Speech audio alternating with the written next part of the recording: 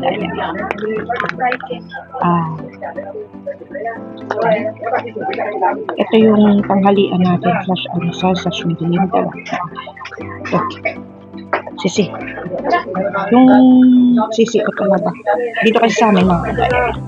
Yung dito kasi sa lugar, babandianan ko na mainit na tubig. Tapos, sasawsaw mo sa may kalamansi. Ito yung first meal ko dito sa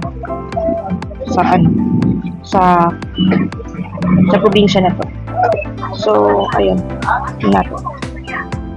Perfect bite. So, ito yun. Eh, muna tayo mga.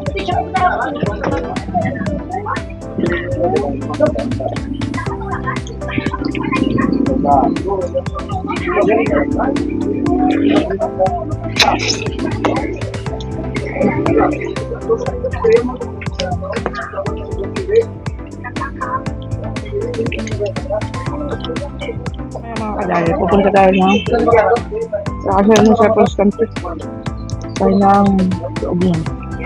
Tingin naman tayo. Tingin naman tayo. So, ayun. Sarap ng sisili, mataba. Mataba yung kanila. Mataba yung kanila. Sarap, mataba. Ano natin dito? Yung iba kasi hindi pa napubuksan yung gusto. Kasi yung hindi marunong nito, kadayan yung ganito. Susugatan ka kapag hindi ka marunong ano to, bukas. So, tayo iba ayaw nito kasi nga parang laway. Parang laway siya. So, kung naman ito ubusin kasi nga, titira ako. Na masarap. Taba. Kahit, ayun, fresh daw ito. Ito. Yung iba, mango. Tapos, yung masarap na iba. Kasi yung 50 nila, ganito nakarami mga kadayro. Buong ganito. Ayun ko. Kasi pag bumili ka ng halagang 50, konti lang doon sa Manila. Kasi marami na. So, ayun. Natin mamaya. Stop. Sasawsaw mo sa may diba? Okay. So, iba yung sinusukaan ito para matanggal yung kasi okay yan ito. Kasi maliit ang uwi ko. So, yung iba dito, uwi ko. Sayang. So, iba ito ko. Yan. Iba na to. So, pagkapos na to, tayo doon sa loob kumakapasok tayo. Ano nga? Tapos ako kumain. Tira lang. Tira ba eh? Ayan. Yun naman talaga yung usual na pagkain natin. Babanyaan. Tapos, sasawsin mo sa tono. Ay. Ito. Uwi natin. Uwi natin yung iba kasi masyado marami. So, dito tayo mamaya. Ang kadayan. A few moments later. Kadayan dito tayo sa dagat. Ko rin din alam. Kasi nagpaalam naman ako dito. Pwede alam ba? Kasi nagpaalam. Basta huwag tayo magkakalat. Pero yung mga kadayan yung payapa dito. Tignan dito ka. Titignan mo lang. Ganyan. Kaya tayo ata ngayon eh. Kaya medyo, ngayon, medyo payapa yung dagat. Kasi nung maliit ako, naman tayo eh. Kasi nung maliit ako mga kadayari, dinadala talaga ako ng tatay ko sa dagat. Ayun. Pumupunta kami araw-araw dito sa dagat. Memorable sa akin yung dagat. Kaya nga, pagka may problema ako, dito lang ako. Maliit ako. Hindi pinagkait sa akin ng tatay ko yung kalayaan. Hindi pinagkait sa akin ng yung kalayaan mag sightseeing dito sa dagat, ganyan. Kasi pagdating kasi dito, kahit maupo ka lang dito, payapa dito. Pumunta ka dun sa mga magugulo, hindi payapa. Mainit, oo, sobrang init nga ngayon, alinsangan. Pero kung sa Maynila, mga kadayari, kung ako tatanungin kung sa Maynila kasi, yung escape route ng mga tao doon is simbahan talaga, which is ano naman yung mga kadayari, yun talaga yung maganda, yung ganun, yun talaga yung 11 ng mga kadayari tanghalian. Kailangan ko pa ito madala yung binili kong sisi doon kay tatay, kasi yung escape route talaga ng mga tao ngayon is yung simbahan.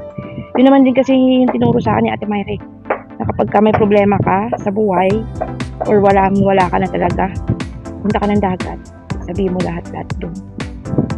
So unang araw ko dito ako napunta sa ito na yung pinaka daily vlog natin sa sa new journey ko sa ating channel. Tuloy ko na ito mga kadayari, yung ganito pa dito, sobrang tahimik ng dagat, wala masyadong wala, low tide kasi siguro ngayon, kaya ganyan yung ganyan kababa yung dagat. Kasi kung high tide yan, hindi ganyan ka, wala nga huli yung mga mangingisda, kasi paano magkakahuli, may bagyo nga. So tignan natin kung makakapunta tayo doon sa pinakadulo, kasi mabuti nga meron ako nahanap na kakalakad ko na naman nagpapasok sa akin na walang entrance, kasi puros na lahat dito may entrance, wala namang pambayad ng entrance. So ayun, yung mga kadayar, yung ganda ng dagat. So nakadaong lahat ng barko, kasi nga bawal yata silang lumaot ngayon kasi nga dahil sa bagyo. So lahat marunong naman ako actually lumangoy kung saan tumaas yung tubig, kaso nga lang hindi ko na pinangarap na tumaas yung tubig. Saka kung baga dito sa babalod, ibig sabihin na mabalod mga kadayar, yun yung sobrang alon ng dagat. So ayun, hanggang ko lang hanggang pa ako lang yung tubig. So ayun, hindi naman din sila pwedeng kasi nga kung sa maalon, wala sigurong, hindi naman pwede naman ako maglakad pa uwi. So ayun, sobrang alon na ng dagat. Wala nga nangangahas na bangkero ngayon na maglalakit dyan, kaya nga mahal yung mga seafoods ngayon, sobrang mahal. Kuya nga nagtatrahi doon, mahal yung seafoods, 360 to 80. So yeah, wala namang wait lang, hindi ko rin naintindihan, mababaw ka lang yung mga salita nila dito, iba kasi sa salita ko naiintindihan, pero ayon sa kanila, yung iba daw na mga bangkero nandun na raw sa dagat, nagpapalaot na, kaso lang nga sila daw parang pagkakaintindi ko kasi hinihintay pa nila humupa yung ganyang paalon, kasi nga tatangayin yung mga bangka nila siguro, hindi ko rin alam. Pero sa part ko kasi na pa-high, ayon sa mga mangingisda dito, pa-high tide na raw yung ganitong sitwasyon. So bago pa tayo maabutan ng high tide, wala naman akong pamalit ng damit, balik na tayo sa Pampang. Oo nga, nararamdaman ko na nga, umaangat na ngayon dito mga kadayat.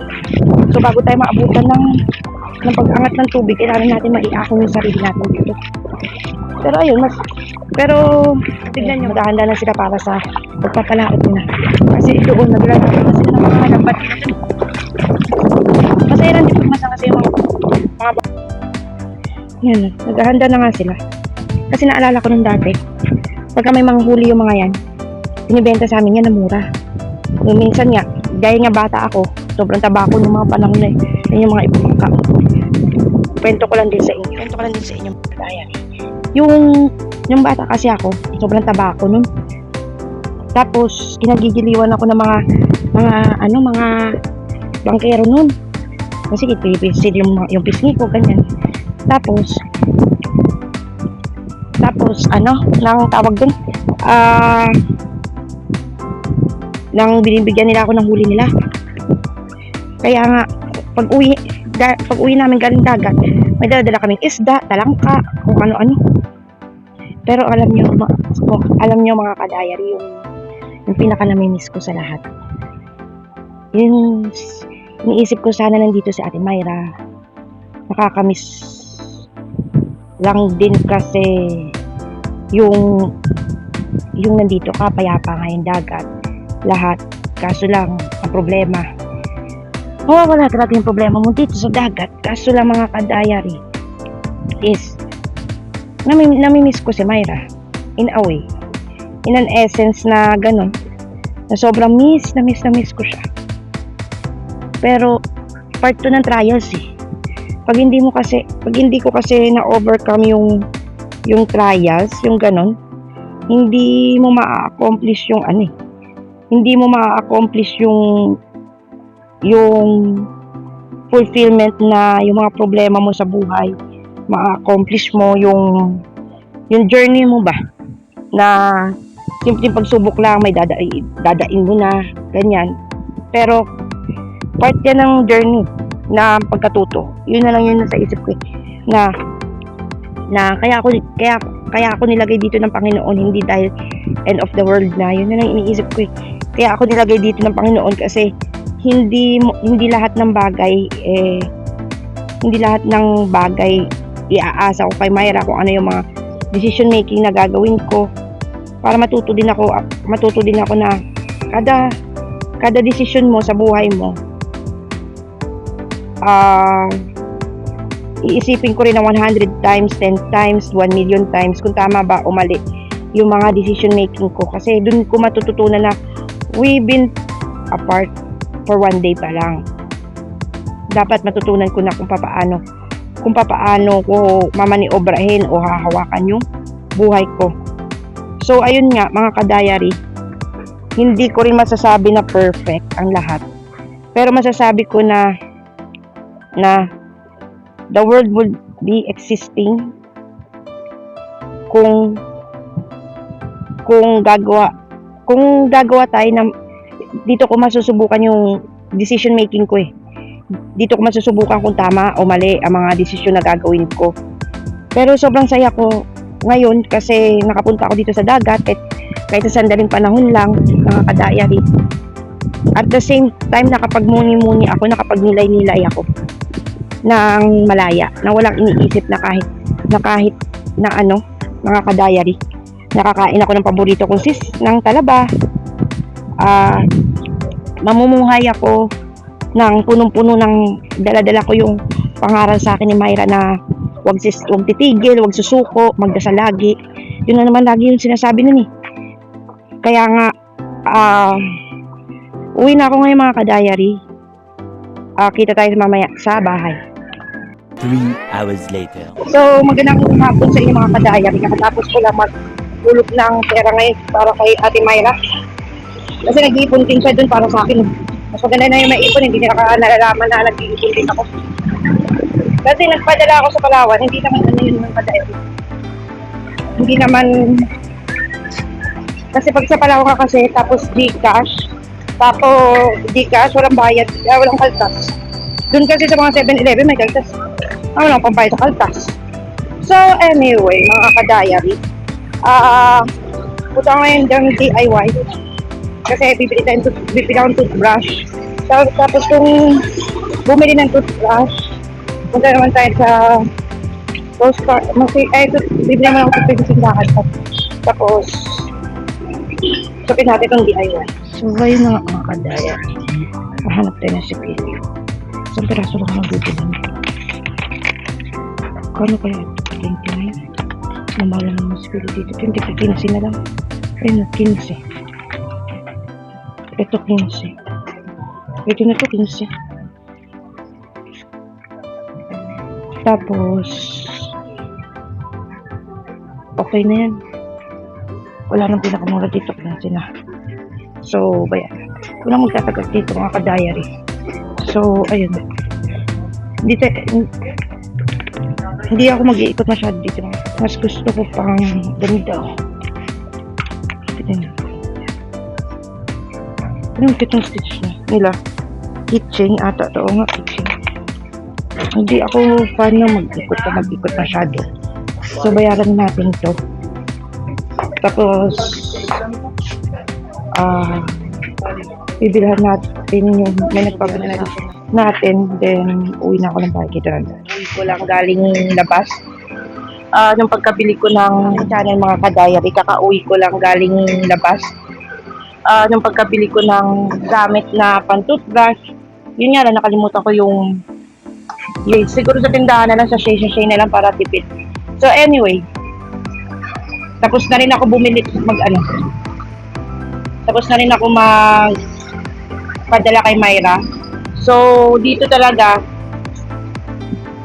masusubukan ko kung paano magtipid, kung paano magsilap ng pera na hindi ako tinutulungan ni Ate Myra. Dito, mabuti ka kinukuha ng nag-offer si Ate Myra na itabi niya pa rin yung pera ko, ganyan, kasi nga para makatipid din.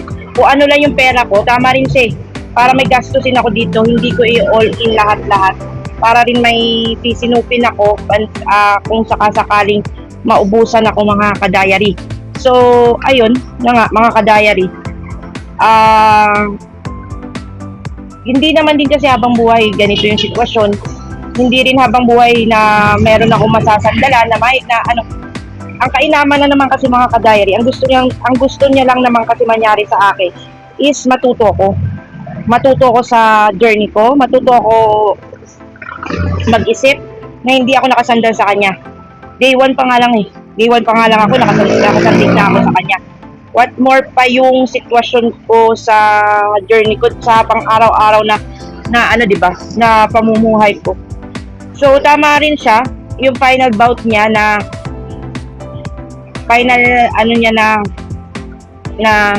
mag-isip na maraming beses, yun na yun eh. Kasi plano ko kasi talaga wait lang. So, ayun na nga. Na-realize ko rin na mahirap din pala yung sitwasyon ko dito. Kasi maraming mga pagsubok, suliranin sa buhay na dapat ma-overcome ko sa near future. So, hindi ko pa rin gamay ang sitwasyon ko dito sa lugar na ito. Pero, and at the same time, I would do my best to have a better life dito sa probinsya.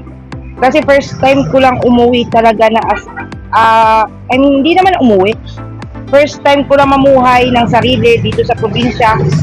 Sabi nga ni Myre, ang kwento niya nga, diba, na pumunta daw siya sa Maynila na wala siyang kaalam-alam sa buhay. Natuto siya, lumaban siya, at ngayon yung buhay niya ay naging maayos. Yung anak niya nakapagtapos na ng pag-aaral, tapos yung sitwasyon niya ngayon is maganda na. Yun siguro yung motivation ko sa buhay ko ngayon dito sa journey ko sa probinsya. So ayun na mga ka-diary, kung nagustuhan ninyo ang probinsya vlog ko, please don't forget to like, share, and subscribe mga ka-diary. Maraming salamat.